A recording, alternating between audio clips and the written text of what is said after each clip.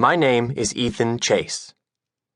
Just shy of a week ago, I was dragged into fairyland. Again. The first time it happened, I was 4. Yeah, 4 years old, kidnapped by fairies and taken into the Never Never, home of the Fae. Long story short, my older sister rescued me and brought me home, but became a fairy queen herself and now rules a part of the Never Never called the Iron Realm. 13 years later, despite all the precautions I took against the fair folk, it happened again. I found myself smack dab in the middle of the Never Never, and this time, I wasn't alone. A classmate of mine, a girl named Mackenzie St. James, managed to get pulled in as well. A lot of weird, screwed up stuff happened in the next few days, like following a talking cat through the Never Never, meeting my sister in the Iron Realm, sneaking out of the Iron Realm to meet up with the Queen of the Exiles, and, oh yeah, discovering that my sister has a son. That's right, I have a nephew.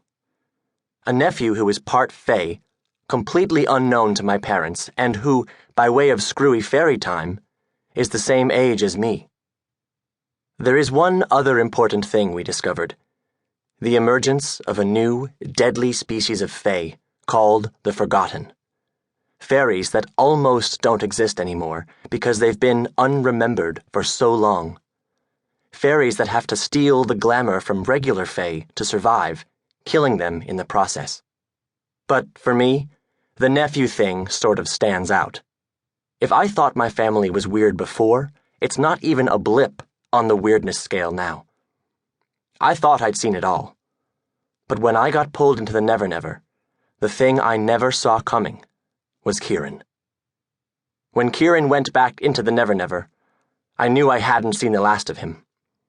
Still, I had no idea how entangled my life would soon become with his, and how he would be the catalyst for the end of everything.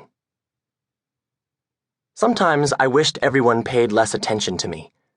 Sometimes I even wished I had fairy blood, so that when the really weird things started happening around me, people would forget they'd seen it as soon as I left. That worked for Robin Goodfellow, the most infamous fairy in existence. And, to a lesser extent, it even worked for my sister. But in the real world, if you're fully human and you vanish into thin air for nearly a week, people tend to notice. If you vanish at the same time as a very rich, popular classmate, they notice even more. Which was why, I supposed, I was back in the principal's office the Monday after I returned from the Never Never. Only this time, there were 2 policemen in the room as well, looming over my chair and looking stern. Kids passing by peered through the door's window and gaped at me before hurrying off with their friends, whispering. Great. I already had a reputation for being a delinquent and a troublemaker. This probably wasn't going to help. "Do you know why we've brought you here, Mr. Chase?" the principal said, pursing his thin mouth. I shrugged. I'd been in this office on my first day of school, and knew the principal thought I was a lost cause. No point in trying to change his mind. Besides, the 2 officers were far more worrisome. "We'd like to ask you a few questions about Todd Wyndham," one of the policemen stated, making my stomach twist.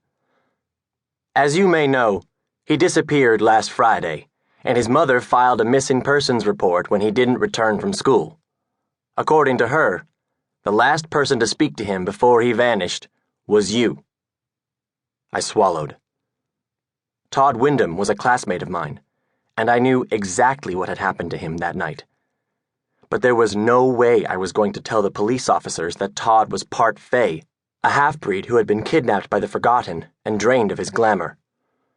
Problem was, draining his glamour had also robbed him of his memories, his emotions, and his sense of self. By the time Kenzie and I had found him, his magic was already gone, leaving him dazed, passive, and completely human. To keep listening to this audiobook, I've left you a link in the description so you can do it, at no cost thanks to Audible's 30-day free trial.